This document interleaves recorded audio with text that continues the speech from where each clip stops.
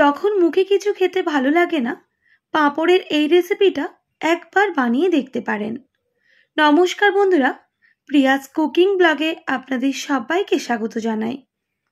বন্ধুরা, আজকে আমি সম্পূর্ণ নিরামিষ পাঁপড়ের একটি দুর্দান্ত স্বাদের রেসিপি আপনাদের সঙ্গে শেয়ার করব। পাঁপড়ের রেসিপি বানানোর জন্য আমি এখানে দুটো নর্মাল পাঁপড় নিয়েছি, আর পাঁপড়গুলো ঠিক এইভাবে আমি কেটে নিচ্ছি।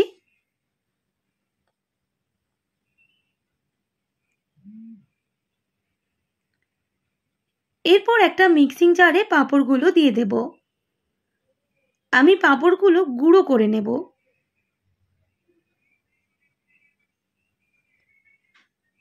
দেখুন বন্ধুরা, আমি পাঁপড়গুলো গুঁড়ো করে নিয়েছি।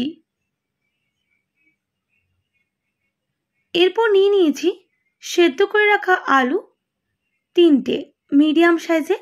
এই আলুগুলোকে এইরকম একটা গ্রেটার ব্যবহার করে গ্রেট করে নেব। আপনারা চাইলে হাত দিয়ে ম্যাশ করে নিতে পারেন, সেক্ষেত্রে আলুগুলো হয়তো একটু আধটু গোটা থেকে যেতে পারে, তাই আপনারা অবশ্যই চেষ্টা করবেন একটু গ্রেট করে নেওয়ার। একইভাবে সমস্ত আলু গ্রেট করে নেব। আলু গ্রেট করে নিয়েছি, একটা বড় পাত্রের মধ্যে নিয়ে নিচ্ছি। আর গুঁড়ো করে রাখা পাঁপড় ওই আলুর মধ্যেই দিয়ে দিতে হবে। এবার কিছু গুঁড়ো মশলা অ্যাড করে দেব। সামান্য পরিমাপ হলুদের গুঁড়ো, আর এখানে আমি লবণের ব্যবহার করলাম না, যেহেতু পাঁপড়গুলো লবণ রয়েছে তাই লবণটা অবশ্যই স্বাদ বুঝে দেবেন। দিয়ে দিচ্ছি গ্রেট করে রাখা আদা আর সামান্য লঙ্কার গুঁড়ো, মানে ঝাল লঙ্কার গুঁড়ো, আর 1 টেবিল চামচ সর্ষের তেল। আমি খুব ভালো করে এগুলোকে মেখে নেব।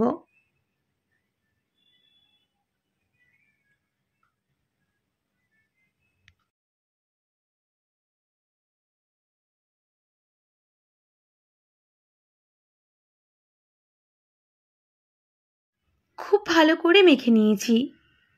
এরপর দিয়ে দেব 2 টেবিল চামচ বেসন,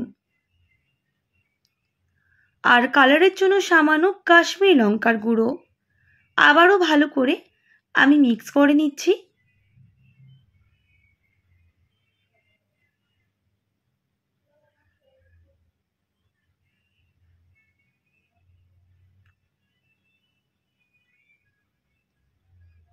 দেখুন বন্ধুরা, আমি মিক্স করে নিয়েছি, একটা নরম ডো তৈরি করে নিয়েছি।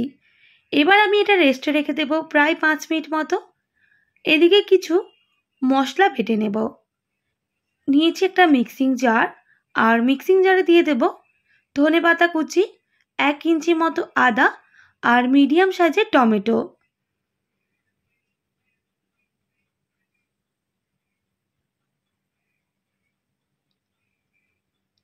আর সঙ্গে দেব কিছু গোটা মশলা। এর জন্য মশলা নিয়েছি পোস্ত, হলুদ, সর্ষে, জিরা, শুকনো লঙ্কা আর ধনা। আমি সমস্ত কিছু ওই মিক্সিং জারের মধ্যেই দিয়ে দেব।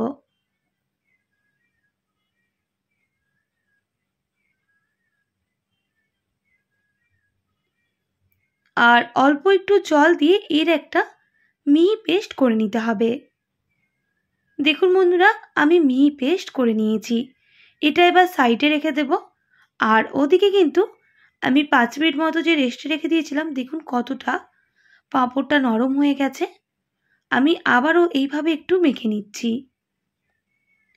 এরপর একটা এইরকম প্লেট নিয়ে নেব, আর সামান্য সাদা তেল হাত দিয়ে মেখে নিতে হবে।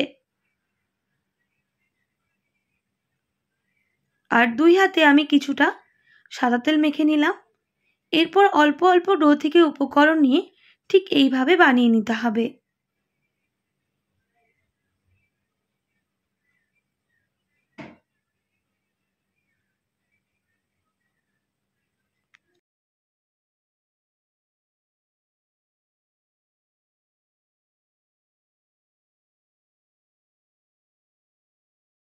ডো থেকে এইরকম আমি দুটো বানিয়ে নিয়েছি। আমি একটু মোটা মোটা করেছি, যেহেতু আমাদের রেসিপিতে কাটতে সুবিধা হবে। দেখুন, একটা ডো থেকে আমি বানিয়ে নিয়েছি, আরেকটা ডো থেকে দেখিয়ে দিচ্ছি এটা কিভাবে আমি বানিয়েছি। অল্প একটু কেটে নিলাম, এবার হাতের তালু দিয়ে এটাকে ঠিকভাবে আমি ভাঁজ করে নিচ্ছি। এরপর আঙুলে একটু তেল মেখে এইভাবে কেটে নিতে হবে। দেখুন, খানিকটা মাছের মতো লাগছে না? এইভাবে আরও একটা বানিয়ে আপনাদের দেখিয়ে দিচ্ছি কতটা সহজ পদ্ধতিতে হয়ে যায়। পাঁপড় দিয়েও যে এত সুন্দর একটা রেসিপি বানানো যায়, আপনারা না দেখলে বিশ্বাসই করবেন না। আরও একটা রেডি করে নিচ্ছি।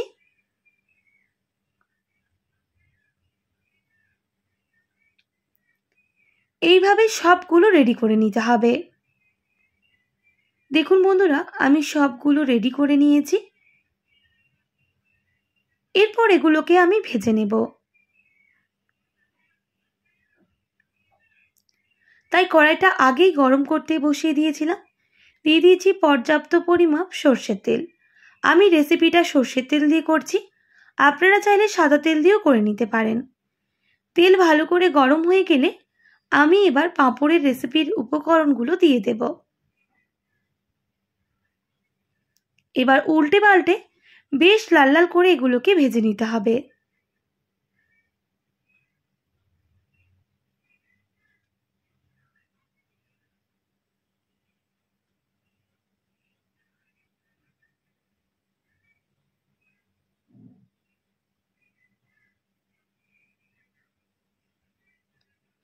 তবে গ্যাসের ফ্লেমটা লো টু মিডিয়ামে রেখে, যাতে ভেতরগুলো খুব ভালো করে ভাজা হয়, তাই অবশ্যই মিডিয়াম টু লো রেখে 5 মিনিট মতো ভেজে নেবেন। এরপর 2 মিনিট গ্যাসের ফ্লেম হাই রেখে ভেজে নিতে হবে। দেখুন, আমি কিন্তু গ্যাসের ফ্লেমটা হাই করে দিয়েছি, আর এগুলো কতটা সুন্দরভাবে ভাজা হয়ে গেছে দেখেই বুঝতে পারছেন। আমি এবার তেল ছড়িয়ে একে একে সবগুলো নামিয়ে নেব।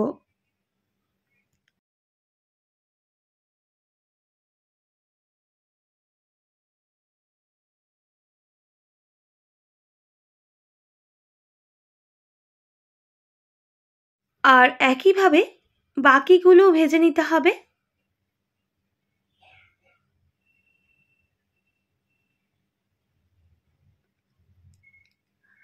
আপনারা চাইলে এগুলো সস দিয়ে স্ন্যাক্সও খেতে পারেন। খেতে কিন্তু অসম্ভব টেস্টি হয়। খানিকটা মাছের মতো লাগছে না? আমি একইভাবে বাকিগুলো গ্যাসের ফ্লেমটা লো টু মিডিয়ামে করে প্রথম 5 মিনিট ভেজে নেব। তারপর গ্যাসের ফ্লেমটা হাই করে লাল লাল করে এগুলোকে ভেজে নিতে হবে।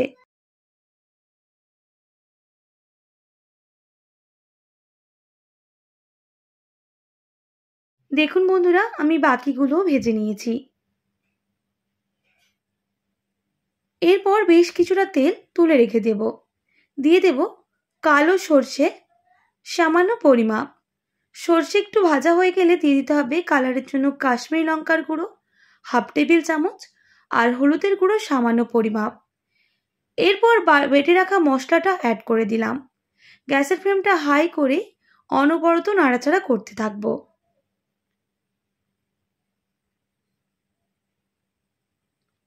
আর মশলাটাকে খুব ভালো করে কষিয়ে নিতে হবে।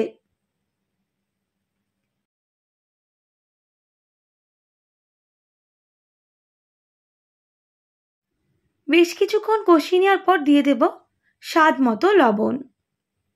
লবণ দেওয়ার পর আবারও মিক্স করে নেব। তবে এই সময় গ্যাসের ফ্লেমটা লো টু মিডিয়ামে রেখে আরও ভালো করে মশলাটাকে কষিয়ে নিতে হবে।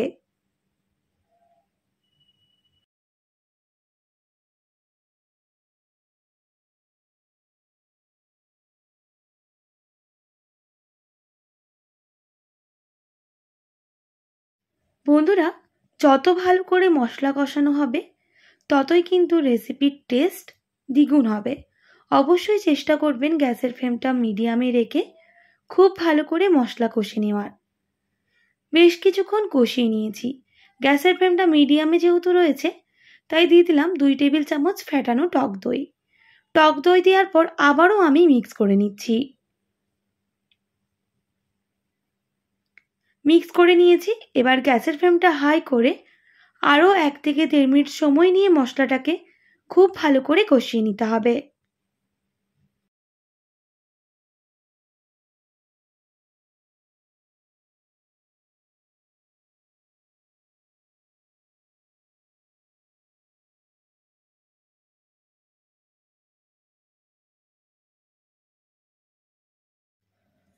বেশ কিছুক্ষণ মশলা কষিয়ে নিয়েছি। দেখুন মশলার যে এক্সট্রা জল সেটা কিন্তু একেবারে শুকনো হয়ে এসেছে, আর মশলাটাও কিন্তু তেল ছাড়া শুরু করে দিয়েছে। দেখেই বুঝতে পারছেন বন্ধুরা। এবার গ্যাসের ফ্লেমটা হাই করে দেব, আর হাই করে দিয়ে দিতে হবে পর্যাপ্ত পরিমাপ জল। আপনারা আপনাদের পরিমাপ বুঝে জলটা দিয়ে দেবেন। আবারও ভালো করে মিক্স করে নেব, আর বেশ কিছুক্ষণ আমি ফুটিয়ে নেব।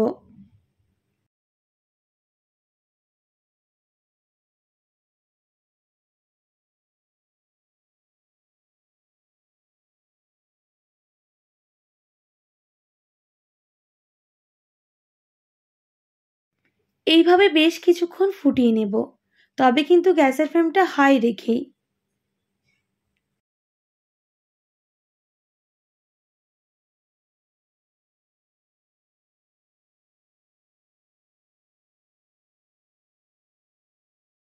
প্রায় 3 থেকে 4 মিনিট সময় নিয়ে ফুটিয়ে নিয়েছি। এবার যেই পাঁপড়গুলো ভেজে রেখেছিলাম সেগুলো অ্যাড করে দেব।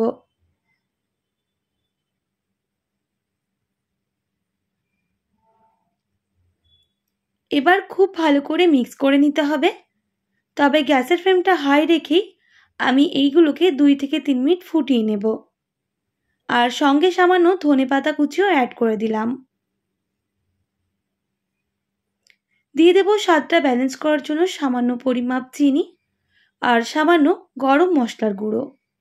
আবারও মিক্স করে নিতে হবে, আর বেশ কিছুক্ষণ ফুটিয়ে নেব।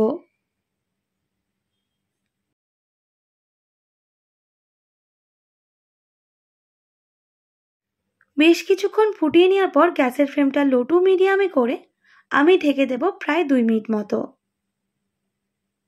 2 মিনিট পর ঢাকনাটা সরিয়ে নেব। আমি আবারও নাড়াচাড়া করে নেব।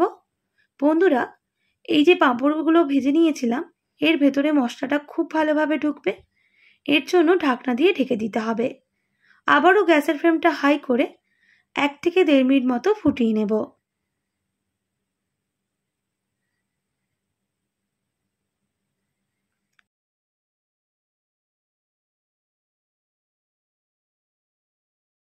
এক থেকে 1.5 মিনিট ফুটিয়ে নিয়েছি। পাঁপড়ের রেসিপি একেবারেই রেডি। এবার আমি ঢেকে দিয়ে রেস্টে রেখে দেব প্রায় 5 মিনিট, গ্যাসের ফ্লেমটা অফ করে। 5 মিনিট পর ঢাকনাটা সরিয়ে নিচ্ছি। দেখুন দেখতে কতটা সুন্দর আর লোভনীয় হয়েছে।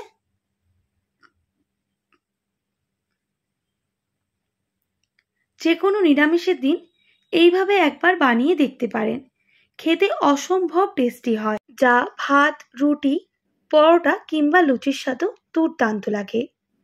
বন্ধুরা, রেসিপি একেবারেই রেডি। আমি এবার নামিয়ে নেব।